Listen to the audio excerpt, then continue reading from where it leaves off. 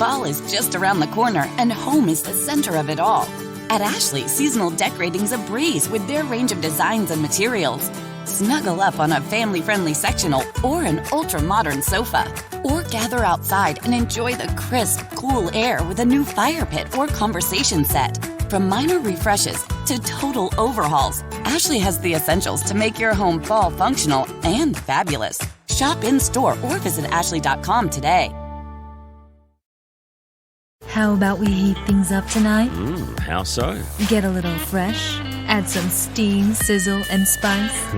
Wait, you're talking about going to Outback again, aren't you? Fire things up at Outback Steakhouse. For a limited time, try our bloomin' fried shrimp or get fresh with our new strawberry salad. Go big with our bone-in ribeye or the filet and grilled shrimp on the barbie. Then cool off with a cucumber crush or peanut koala. Try them all before they're gone. Let's Outback. You're about to listen to a podcast full of wonder, excitement, and discovery. It's time for an adventure through Odyssey. Hey everyone, welcome back to the Adventures Through Odyssey podcast, Odyssey Revisited. I'm Will here with John. We've got our October roundup, plus the most recent episode will be aired right after this because I was having a very busy week. It's edited, it's ready to go, but we reference it in this one, so I figured let's just release it. So what really is happening right now in the world of Odyssey? We'll get to the episode in a minute, but John, did you happen to read the comic? When do I need to have the comic read? Mine was supposed to be today. Well, just the Edwin Blackard comic. I have not read it. I'm very sorry. Maybe John and I can do a live reading of it.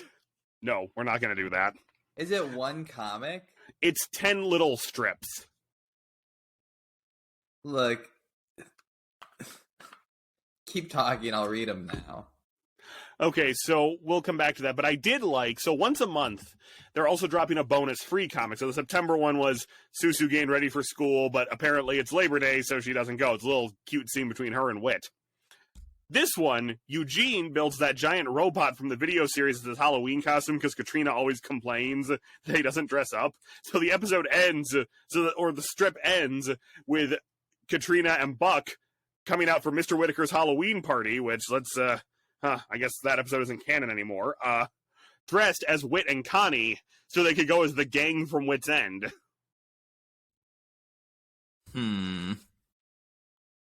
Intriguing. It's a very nice ending. I do find it very funny that Odyssey made an episode specifically about not celebrating Halloween, and then they do that. I was about to say, it seems like, I mean, let's be fair, this comic book writer probably is just one person writing one or two. Oh, it's Evan, David, and Brian Dawson who are writing it. And, let's be fair, there's probably not that much supervision. That's probably true. Mm-hmm. Also, while John is going through the Blackard comics, I will also talk about the fun story on the Instagram where every day they post a new photo of it. So, last month, we saw Connie got to meet Chad Pearson again. You'll never guess what. Because of Connie, he's now a Christian. You've told me about that one. I know, but it continues. So he and Connie keep going on dates, and a lot of the dates are them photoshopped into other photos pretty poorly. Most recently, they were at a movie premiere. The story has not picked up yet, so that's where we've been left off. So, about the canonicity of these, I know there's no way they're going to get together, because I'm assuming these take place in the Odyssey general canon. Mm-hmm. So, I mean, it's fun, but I just don't know what to do there. So. Okay. I have read the comic. I don't know if it will seem seamless, or if there will be a very obvious cut in the audio, but I have read it. Hip hip hooray. It was pretty good. The Edwin Blackard one. I like. Okay, what's good about the comics in the sense is you can bring back fan favorite characters. You know that the voice actor's not available, or that people want without producing a full episode. Because to be honest, the comic felt like they could have made that. They'd have to stretch it out, add more jokes. But, it felt like that could have been an episode of Odyssey. Right. I mean, Jay probably would have to be in it. Yeah, Jay would be in it. Jay would be one of the sheep. That's true. You cast me as a sheep. It is weird that it's like a part with like a strong male lead, and it's like, oh, Jacob, and then it's like, actually, I want you to be Laban. It did kind of feel like traditional A Edwin little Blackbeard weird. humiliation. It's cute though. I mean, there were some. I liked the Joseph and the Amazing Technicolor Dreamcoat reference. Yes, that was pulled off well. Yeah. No, I mean, it's enjoyable. I mean, I think it could be at times a little more funny. On one hand, I agree. I also appreciate it was a 10-panel arc where each one wasn't set up, punchline. Yeah, like there, right. And I am glad about that. And there were some jokes, like the whole, like, Buck? Yeah. Like, getting him to voice it. It was satisfying enough for, like, a 5-minute read. It is a little, in my head, I am a little bit like, I wish it could have been an episode with Edwin coming back, and then you actually get to see the production staged. Yeah. So I feel like if this had been an actual episode, of Odyssey, the play they were doing, I think maybe would have matched closer to the act, because, like, I mean, it kind of comes out of nowhere. It's like, gotta not let you have anxiety or like stress and like think that things are gonna work out fine. Yes. Like, okay, to be honest, what would have been very funny is if they're like, I actually discovered and reworked this old Ratchak, Meshach, and Abednego play that they did at a church here. Oh, that's a good idea. I mean, more because that's about worry. I don't know. It was a good little comic, I guess. It was fun to see those characters. It'll be interested. Clearly, whoever's writing this is Odyssey fans. Agreed. Who want to see some of these characters come back. Like, bringing Chad Pearson is obviously like, okay. Like, clearly they're like, oh, what happened to Chad Pearson? Because that was like an interesting episode. Let's bring these characters back. And I hate to... What makes me sad is... clearly it's connected to Odyssey. It's on the official app. It makes me feel like they've asked the Odyssey people, are these characters ever coming back? And they got a firm no. I would agree with that. Yeah, I would say this is I mean, I don't know. Edwin could still come back someday, but I do think it's a lot of characters. In a weird way, to compare it to Smash Brothers, it's like when they announced the Mii costumes. Like, this kind of confirms to us so-and-so is not coming back. I would not be shocked unless they do this to try to honor the voice actor. I would not be surprised if there's a comic where like Whit goes to visit Bernard or Eugene goes to visit Bernard. I would agree. You know, because in universe he like moved, right? Yes, he did. I believe yeah, that sounds right. Yeah. So, I think so, because the comic going on right now is about Bart coming to try to sell something at Wit's End. And Rodney's back as well, but he looks significant, a few years older, so I think to imply there was a little bit of a time jump, and that's where all the kids went. So it is nice to, you know, see these characters back in some form, but it's also kind of sobering. You're kind of like, oh, they're never coming back. Oh, yeah. So... we've held it off long enough, although I don't think we've been dreading this. It's time for the monthly club episode. Yeah. If I can get the page to load, because the wiki is the world's slowest website. Okay, even though we thought it was going to be Noxon Sacrifice, which that means there's going to be one more Nox episode before the end of the year, we have Showdown in San Poco. Follow Pastor Knox south of the border as he recalls a dramatic confrontation between good and evil. Mm-hmm. I will give them this. The episode clocks in at just about 30 minutes, so I appreciate they made it a little longer and didn't try to make it a bloated two-parter. I agree. I'm trying to confirm something. I mean... it's an interesting episode, I guess. I mean, one, I think it has a good message. I think maybe it could have been, I don't know, like more focused on the actual mission. Yeah. Like, okay, here's what I'm not sure, and maybe this either goes to I misheard or not. So it's about these, kind of gift boxes you wrap for kids. Yeah. And which does kind of sound like Operation Christmas Child. Right. And then, obviously an item from missionaries helps the conclusion of this and ends to a better outcome. But the person who gave it them now wants to do these things, but I'm kind of confused. Was that in the gift box? I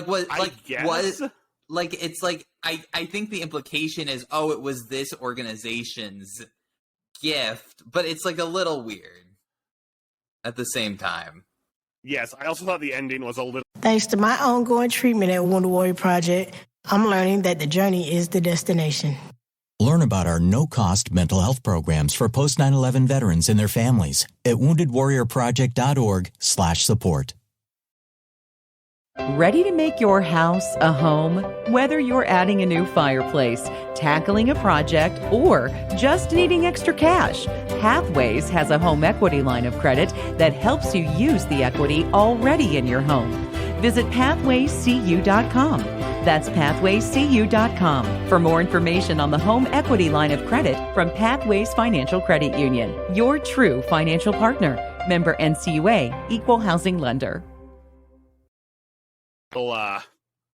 Silly. Not silly, but overly... I mean, it was nice to see Grandma was back, but... Well, I will say this.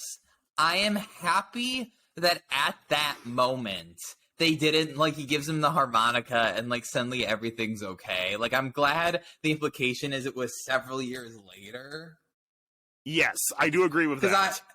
Because, when that happened, I'm like, yes, that's a very realistic response to what would happen. And I could see him changing, over time.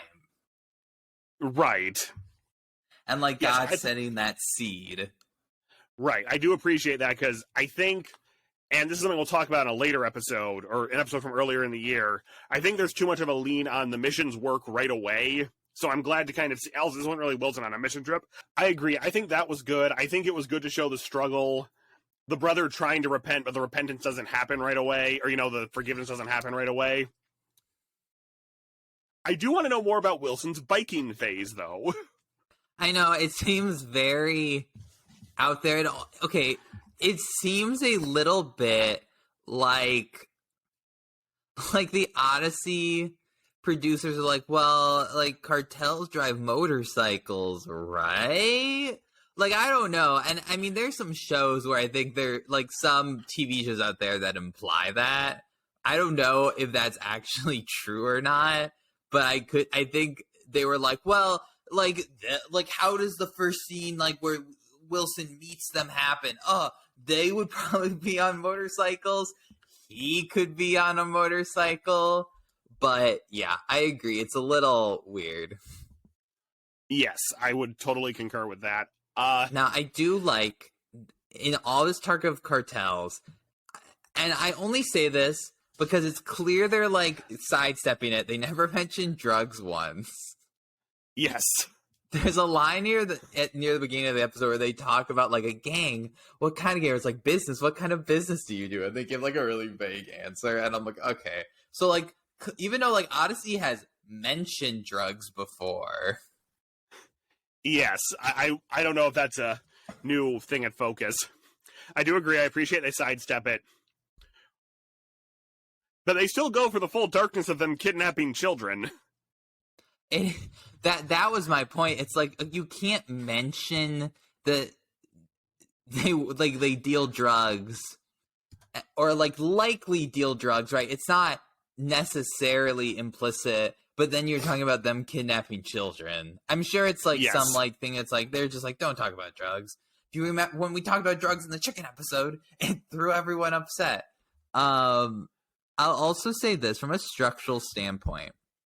I don't think a child, especially given the topic matter, a child could not have experienced this adventure.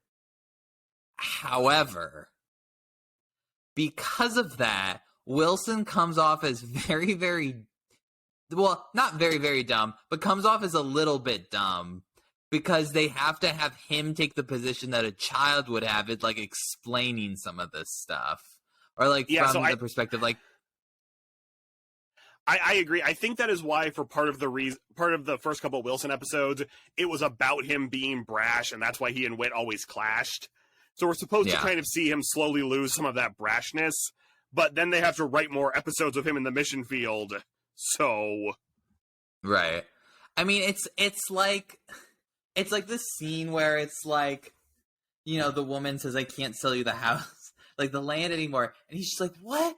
Why?" And like this continual thing was like, okay, you could, like, as an adult, you would and who knew what a cartel was, you would understand kind of what's going on. And I guess later you get the sense that maybe she just wanted to hear it from her, and like there's other things like other elements kind of throughout it where it's like, I don't know, like clearly they're like explaining this to the viewer. Though there was a very funny instance where the woman who, you know, helped raise them as children a little bit gets a call, or like knew them as children, gets a call, and like it's like, oh, he may be running off with a gun, which very fake stakes where it's like someone saw him baby with a gun. It was a harmonica. Yeah, but I get they need to have stakes. But I love that then they spend like a quick like there's a brief like 3 or 4 line exchange where it's like, why did he call you? And it's like, oh, he knows about basically saying like he knows about like my connection with them and thought he'd let me know. Like the Odyssey team was like, wait a minute, yeah, why would they call him? The kids are gonna be seeing through the plot holes, which I appreciate them like answering that, but it was just it was so specific. Like clearly they had written it and someone was like, wait, why would this person call them? Actually, you have a good point. See, I didn't even think about that, but you're right. If I was paying more attention, I might have noticed. Yeah. It wasn't horrible. Like it's like good to like fill any plot holes. It was just kind of noticeable. I mean, but it's also like you could naturally do it because they limited the cast to like 5 people. Right. I also want to just assume that all the voice actors actually, I mean, I would assume and hope all the voice actors were actually, you know, of like Latina origin. We can look at that later. Well, because I looked and, you know, I didn't see it for like some of the people. Now, I didn't. I mean, yeah, I don't know. I hope so. I don't know for sure. So let's just hope. Yes, I'm sure Odyssey's more sensitive about that now. However, I do want to point out this is the first time in a very long time we've had a callback to Wooten being a mailman. On a more fun note, it's true. Now, I also will say, why did they talk about Wooten at the beginning of this? Like, Wooten was so excited. Like, what does he do with any of this? Because he probably dropped off the package. I know, he couldn't say, like, I'm really excited, though. Like, it was like, something that, like, had they needed to edit this down for the radio, would have been cut. Yes. I would have just to add some texture to the whole thing. Yeah. I agree. I also think the mailing of dirt, because the web quest doesn't mention that. I thought it was maybe something churches do that I don't know about, but I mean, I thought it was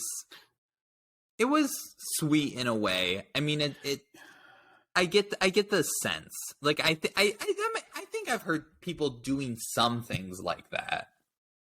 Yes, I do not disagree. I do want to know what makes this different from Operation Christmas Child, but that's a whole other thing. Yeah, I do think sometimes it's like, if you haven't, and you can have an organization like, you know, Operation Christmas Child, and like, you should be able to like sponsor that. But I was also like, this sounds a lot like Operation Christmas Child. Is there anything unique? And maybe it's very similar, and it's just another organization like focusing on a different area of the country. Like, or like a different countries. Like I can't is Operation Christmas Child mainly like the U.S.? No, Operation Christmas Child sends the boxes to Africa. Oh, does it? Whoops. Yeah. Yes. So right, maybe it's regional, but right. It could very well be like a regional thing, you know. Right. But yeah. I mean, it's their annual October Let's Get a Christmas Organization Going episode, so yeah, and I don't mind them sponsoring like an up and coming organization, and I think they can do similar things. I just wish they could have maybe explained it more. Yes, even if it is the same. Right, I very much appreciate a lot of this episode that they let it be a little longer and cut things down, that the showdown actually has some stakes to it, that there's a decently heartfelt but a little bittersweet ending to the whole thing. Yeah. It's not like the other cartel shot him because he quit. It sounds like it was just kind of a confrontation. Yeah. No, I thought it was a very good episode. I like started off a little like shaky, like, he's going to Mexico. This could go a lot of different ways. Yes. No, I don't disagree. When I first read the plot, I was like, oh, not another one of these. Yeah, but it was good. Yeah, I think it's well plotted overall. I pointed a few criticisms. It's just because I was listening to it. It's like, oh, that's kind of funny. But yeah, I thought it was a good episode. Yeah, I think really good. Another good episode and a pretty solid club year. We'll go back through the club episodes we didn't do at the end of the year. So I think that wraps it up for this month. We'll see you next month for the club episode. Probably the Bart comic will be done by then, and we might even have more information on the next album. Fun. Yes. So we'll have a lot of fun coming. I'm Will. I'm John. We'll see you next time. Fall is just around the corner, and home is the center of it all. At Ashley, seasonal decorating's a breeze with their range of designs and materials. Snuggle up on a family-friendly sectional or an ultra-modern sofa. Or gather outside and enjoy the crisp, cool air with a new fire pit or conversation set. From minor refreshes to total overhauls, Ashley has the essentials to make your home fall functional and fabulous. Shop in-store or visit ashley.com today. How about we heat things up tonight? How so? Get a little fresh, add some steam, sizzle, and spice. Wait, you're talking about going to Outback again, aren't you? Fire things up at Outback Steakhouse. For a limited time, try our bloomin' fried shrimp or get fresh with our new strawberry salad. Go big with our bone-in ribeye or the filet and grilled shrimp on the barbie. Then cool off with a cucumber crush or peanut koala. Try them all before they're gone. Let's Outback.